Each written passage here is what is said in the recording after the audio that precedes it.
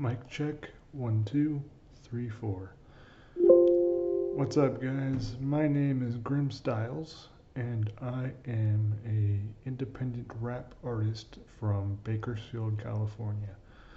And lately, I've seen a lot of conversation on social media, whether it's Instagram or TikTok or X or even Threads.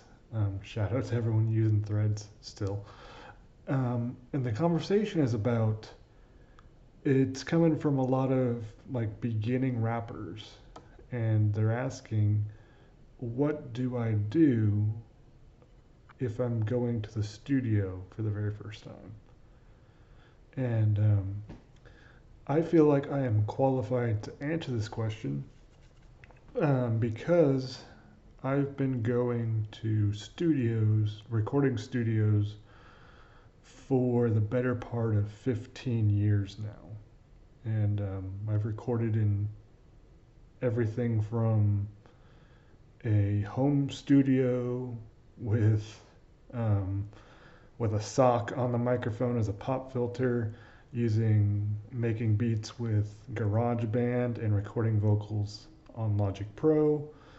And I've also used professional studios with sound treated rooms specifically for capturing sound, whether it's drums or trumpets or guitars, anything like that. So I basically recorded in anything that you can think of. And that's why I feel like I am qualified to answer this question. So I've broken it down into three parts, or three tips rather. Tip number one, if you're going to the recording studio for the very first time, is to memorize and rehearse your lyrics. And when I say that, what I mean is don't just write your lyrics down on a sheet of paper and memorize them that way. I would say load up the beat into iTunes or whatever you use and rehearse your lyrics over the beat and break it down and see that, this is bar 1, this is bar 2, this is bar 3, so on and so forth, and rehearse your lyrics that way. Because that'll give you an idea of what your song is going to sound like once it's mixed and recorded and all that stuff. Tip number 2 would be to know the BPM and the key of the instrumentals that you are rapping over. Now, I've talked about this before in a vlog here on this channel, but it's important to know the key and the BPM to your beat in case you want to do stuff like auto-tune or you want to do audio delays. All that is in key with the beat itself. You know what I mean? And yes, the engineer that you're working with could figure that out on his own. However, the time that he spends figuring it out and locking it into the grid is time that takes away from you individually recording. Does that make sense? And like in that time that he spends determining the BPM and the key is time that I could be using to record the hottest verse or my next verse or my next song, whatever the case may be. And this third tip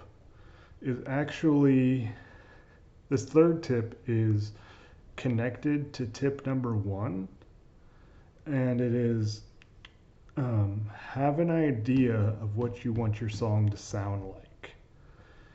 And what I mean by that is, like, when you go to the studio to record your song, have an idea of what you want the finished product to sound like. Like, if you want your song to sound like NBA YoungBoy or DaBaby or anyone like that, bring in a mix reference for the engineer, because um, engineers work on all different genres of music, from rock to death metal to folk music, and there's a high probability that the engineer you're working with won't know exactly what you're going for. And if you don't tell them, if you don't communicate to them what you're going for, they're just going to follow their own muse, and there's a chance that you're not going to like the finished product. So, what I would recommend you do is bring in a mix reference, like a popular song or something like that, that you want your song to sound like, and show that to the engineer, whether it's a few days before or the day of. That way, they can use that as like a roadmap to figure out what you're trying to do with your song. Um, I hope that these 3 tips were of value to you.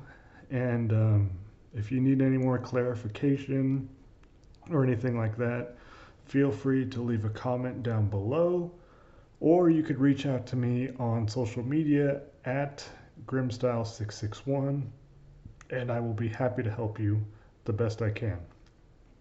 Peace.